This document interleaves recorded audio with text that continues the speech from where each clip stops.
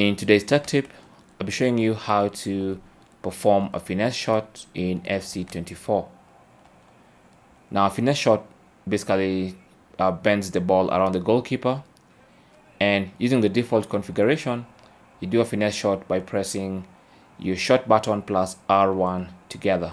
Okay, so my shot button is O in the default configuration, so O plus R1. So let's see what that looks like. There you go.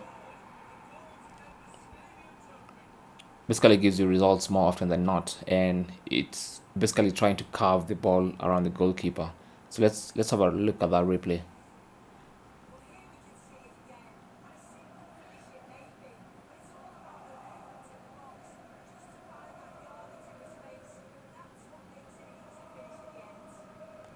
So let's try another one. As soon as you get your player in position, just bend the ball around the goalkeeper by pressing R1 as you shoot.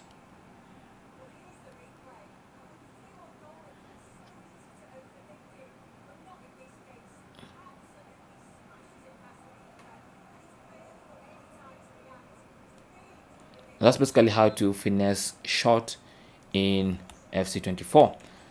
Press the shot button plus R1 together, as you can see in the overlay at the top there. Okay, so let's try one last one here. Martinelli again. There you go. That's a more controlled finesse shot.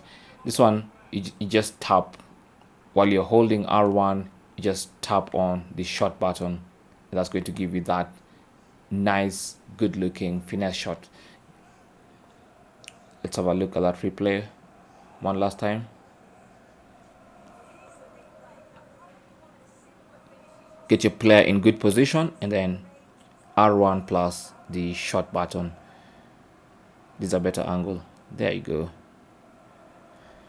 So that's basically how to finesse shot in FC24.